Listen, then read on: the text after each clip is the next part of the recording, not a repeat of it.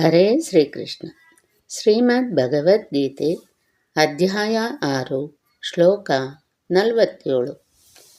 ಯೋಗಿನಾಮಪಿ ಸರ್ವೇಷಾಂ ಮದ್ಗತೇನಾಂತರಾತ್ಮನಾ ಶ್ರದ್ಧಾವಾನ್ ಭಜತೆ ಯೋ ಮಾಂ ಸಮೇ ಯುಕ್ತತಮೋ ಮತಃ.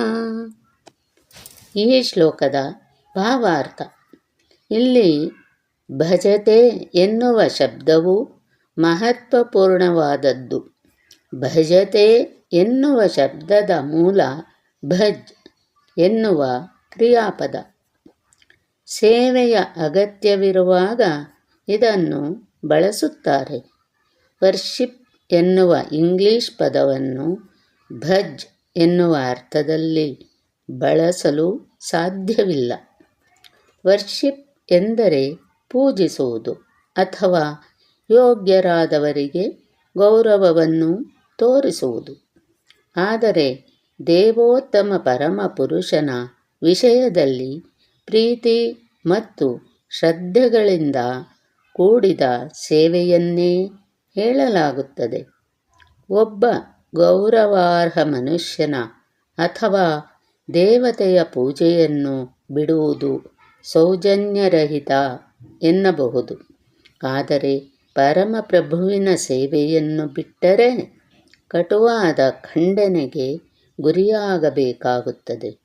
ಪ್ರತಿಯೊಂದು ಜೀವಿಯೂ ದೇವೋತ್ತಮ ಪರಮಪುರುಷನ ವಿಭಿನ್ನ ಅಂಶ. ತನ್ನ ಸ್ವರೂಪದ ಕಾರಣದಿಂದ ಪ್ರತಿಯೊಂದು ಜೀವಿಯೂ ಪರಮಪ್ರಭುವನ್ನು ಸೇವಿಸಬೇಕೆಂಬುದೇ ಉದ್ದೇಶ. ಹೀಗೆ ಮಾಡದೇ ಹೋದರೆ ಆತನು ಪತನ ಹೊಂದುತ್ತಾನೆ. ಎಲ್ಲ ಬಗೆಯ